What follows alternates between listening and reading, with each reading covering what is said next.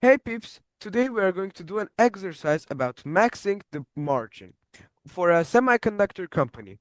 And today I'm with my teacher Sezgi, and let's get started with the scenario one with the product A, the CPU. So the formula of the revenue is price per unit multiplied by the quantity.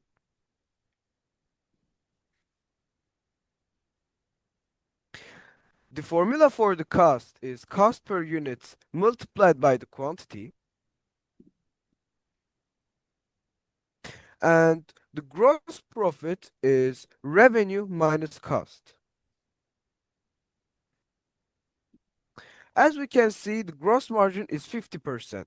And it's not great for a semiconductor company. It's like a waste potential. Now, let's get to the product B, the GPU old model. The formulas are the same, so you can just copy and paste it. Okay, it's clearly that the gross margin went up higher by 625 basis points. How come? I mean, look at the quantity of product B is 3 times less versus the CPU, product A, and revenue, cost, and gross profit are also less. I mean, especially revenue and gross profit. So how come? It's a really nice question what you're asking. And here's the answer. They don't matter at all. The ones who matter for the gross margin are price per unit and cost per unit. So as we can see, the price per unit was doubled versus the CPU, and the cost per unit did not double. So the difference between them flows through the margin, and that's why the gross margin is higher for the GPU old model. Okay, makes sense. Let's move to product C. It says GPU new model, and I can see that it's relatively new product. Yes, it's a new product. They only sold a 1,000 quantity. Mm-hmm. So it's 20% of what they sold with the old model. Okay. And so the gross margin went up higher by nearly 5 points. And the reason is that, again, the price per unit was more than doubled and the cost per unit only doubled.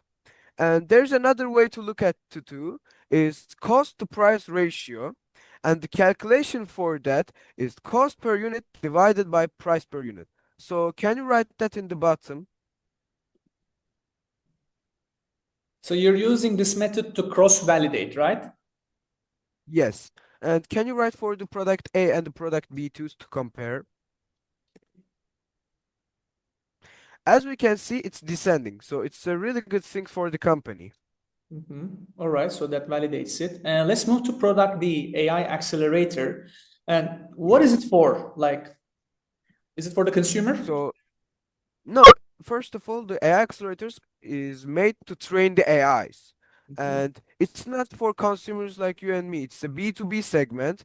It's business to business. So the ones are buying are like ChatGPT, Gemini, Grok, the big companies who are making AI. So they're using And it yeah, for training or for inference, yeah? yes. And Okay. before we get to the margin, can you write the growth and cost? Can you calculate the growth and cost? Okay, tell me.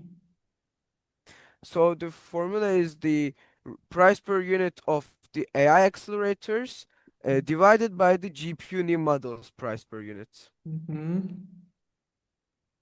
And the cost is the same for the cost. Okay. And as we can see, the price was nearly 14 times higher, Mm-hmm. while the cost was only 11 times higher.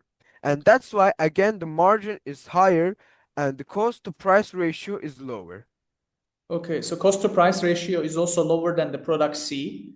And Yes. same thing applies with the increase in the price versus the cost. Price has grown much higher than the cost. Okay, so let's calculate the totals now. So I will add the Okay. total quantity. Can you find out for me the average price and average cost per unit? Okay, so it's revenue divided by the quantity for the average price per unit. Mhm. And for the average cost per unit, it's cost divided by the quantity. Okay.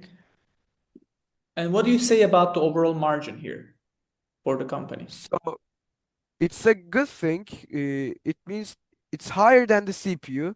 So even though the CPU is the largest contribution in the business, Mhm. the overall total company margin is much higher than the CPU gross margin. And it's thanks to the new products and innovation with higher margin. Well done.